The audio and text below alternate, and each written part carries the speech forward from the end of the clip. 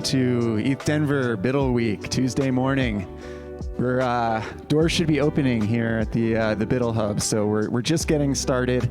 We'll kick off the content. My name is Doug Petkanics. I'm the founder of a project called LivePeer, where we're building the world's open video infrastructure. And I'm going to give a talk today about an area that I think should be really important to everyone building in the blockchain in the Web3 space, which is social media. It's a huge opportunity for blockchain and the tools that are enabled by smart contracts and cryptocurrencies to actually disrupt and cause some really positive impacts to society relative to the harms that we've seen from the big centralized social media platforms that sort of dominate the internet today. And so hopefully this talk will be a kind of interesting, inspiring talk for builders who are looking for maybe a blueprint of how we can get started building the killer breakout Web3 social media applications that we haven't seen exist yet. So I mentioned quickly, I found a project called LivePeer. We're an open video streaming infrastructure. Our users are developers that are building creator-centric apps and social applications, and LivePeer powers the video features within them, the video uploads, the video live streams. And so our success is actually tied intimately to the growth and the success of these Web3 social applications. We'll talk a little bit about them today. And so we're trying to basically create a blueprint to help them succeed. So let's take a look at attempts in Web3 social so far and how they fared. If you go back 4 or 5 years ago, you may recognize some of these names: Steemit, Peppo, Peepeth. These were some of the first kind of wave 1 incarnations of Web3 social. And they did a great job inspiring people with what's possible when you're publishing content on chain, you're curating content from communities. But due to a number of factors, maybe being too early, these platforms didn't necessarily work or didn't necessarily take off. In Steemit's case, all of the content that was rewarded and was incentivized was essentially promoting Steemit itself and the token, and it became a little bit of a token pumping echo chamber, even though it taught us many lessons. Peepeth was like a Twitter clone, but it was so expensive. You had to pay to put every tweet on the Ethereum blockchain, and as gas prices rose, that simply wasn't scalable. And Peppo was sort of like a Web3-centric TikTok, but at the time, there just wasn't enough sort of content creators in the space, enough interesting content to actually attract eyeballs and keep people returning to the application. So now let's fast forward to where we are in 2023. We're kind of at the dawn of all of these early social ecosystems, which have learned from these earlier attempts and have actually put the building blocks in place to create really viable social applications. You may recognize Lens Protocol. It's from the team at Aave. It's deployed on the Polygon network, and they have, I think, nearly 100,000 users who have claimed profiles on Lens and are publishing content through over 100 applications.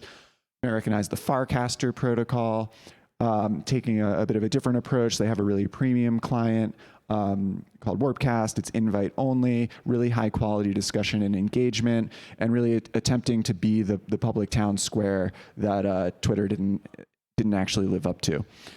You also see L1s like DSO, creating thriving ecosystems. You have projects like Orbis, which is built on Ceramic, and CyberConnect, which is built on the BNB chain, which are all creating thriving social developer ecosystems. So we have cool infrastructural protocols in place with open social graphs, but at the application layer, what sort of things are we seeing built on them right now? We're often seeing things that look like sort of clones of the big social Web 2 platforms: Facebook, YouTube, Twitch, Twitter, Instagram. And I would argue that while it may be a good idea to have a sort of open version of Twitter, an open version of Instagram, I don't think that the killer breakout application is simply going to be a clone of what you've seen work in Web 2. Because if all you're doing is cloning functionality, except you're making it more complex with wallets and having to pay gas and deal with digital first identities and stuff, you're probably not creating anything uniquely disruptive enough to actually attract eyeballs, create a network effect, and have people stay for what's unique about your application. So what I would challenge developers to do is to actually look deeply at what blockchain's disruptive impacts have been so far, and think about how to use those unique primitives to create new types of experiences that were never before possible in traditional Web 2 social media. So what are those unique disruptive impacts that blockchain has enabled? I would say that there's 4 of them so far. I think there's crowdfunding and capital formation has been a really powerful and obvious one. I think permissionless access to a global digital-first financial system, incredibly powerful, and something that's certainly not offered through traditional Web 2 social media. Digital ownership and verifiability is really important, where you can actually claim ownership over digital items and you can verify that they're authentic. And the 4th one, I think, is a collective global coordination. Something that traditional social media actually did a pretty good job at enabling relative to what we had before, but this is really jump-started by what sort of smart contract-based coordination can enable. And so these look like sort of big, abstract, theoretical concepts that we talk about, but you probably recognize them concretely by the 3- and 4-letter acronyms that we use to define them. ICOs, DeFi, NFTs, DAOs.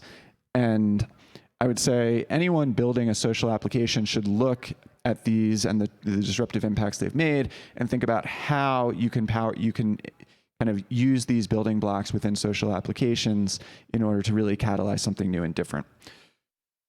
I'd also recognize sort of one other trend related to these, which is the impact of these trends has been felt far more in the digital world or the cyberspace than they've been felt in the traditional physical world or the meat space.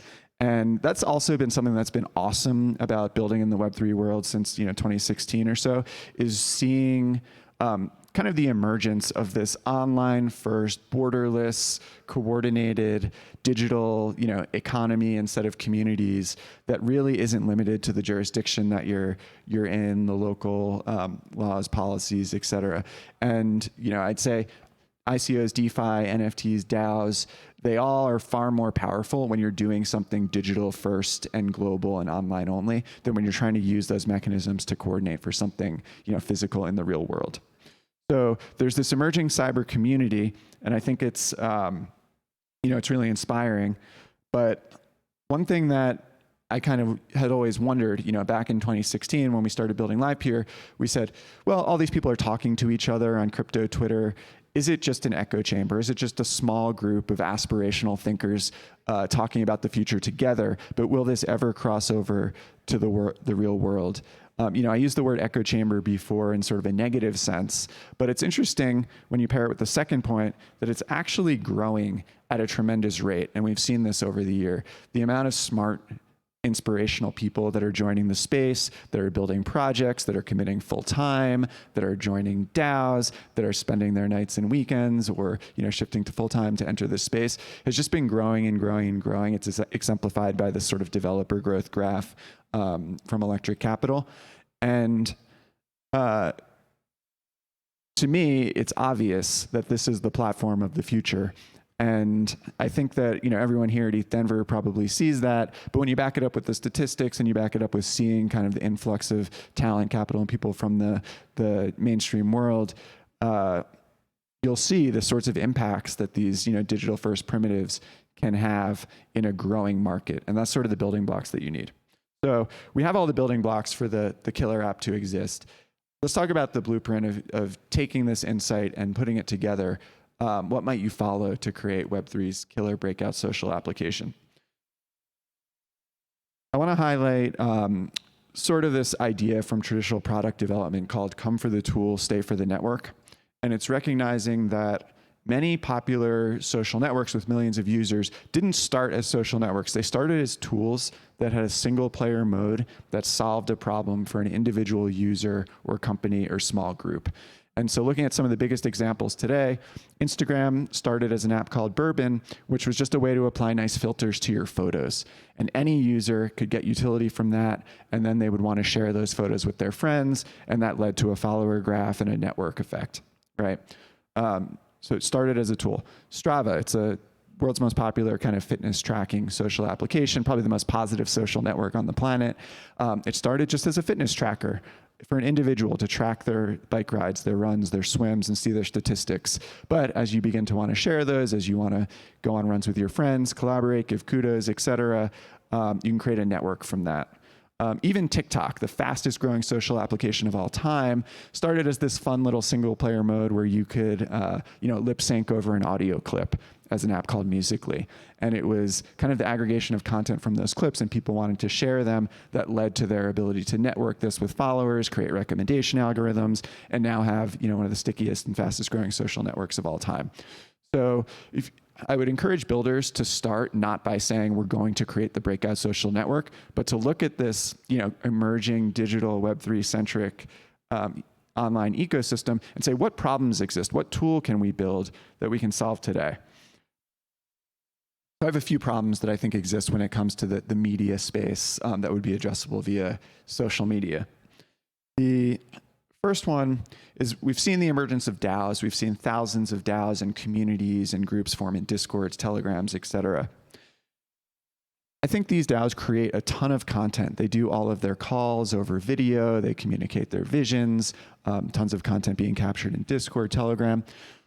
They don't have a trustworthy home to organize and distribute this content in alignment with their Web3 values. I'd imagine right now we're probably streaming this on Twitch. There's going to be recordings that are uploaded to YouTube. ETH Denver is a super strong community, and they probably do a pretty good job at organizing and have dedicated media teams and volunteer groups focused on that.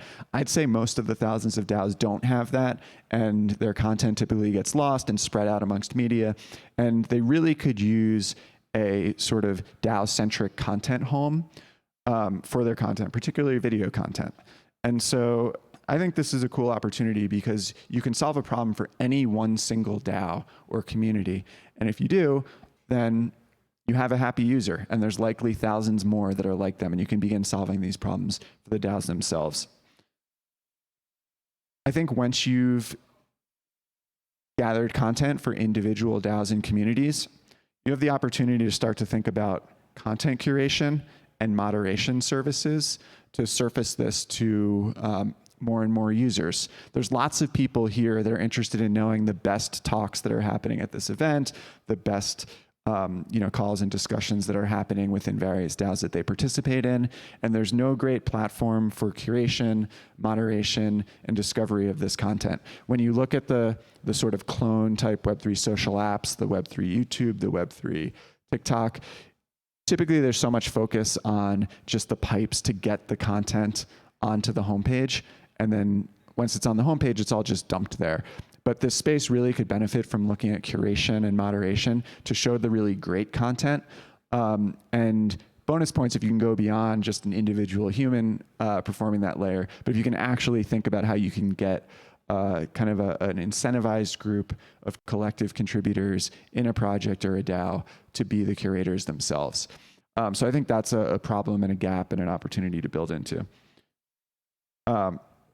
Related to this, I think discovery for high quality content in Web3 is still highly fragmented. I think where do you get your Web3 centric news? You probably get it on crypto Twitter, you get it in disparate Telegram groups, you join disparate Discords. There's a couple media brands that you maybe trust, like a Bankless or a CoinDesk.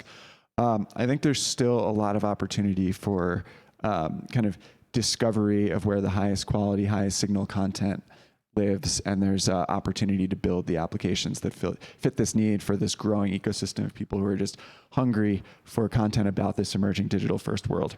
So given these problems, what are some opportunities that I see?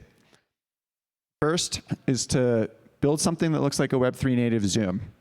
Every project is collaborating online. They're using Hangouts and Zooms in order to have their calls. They're creating all of this content, but we're trusting it all to these big centralized companies that require corporate accounts that aren't friendly to pseudonymous participation and maybe don't allow access controls via wallets and token gating and all the sorts of primitives that we benefit from.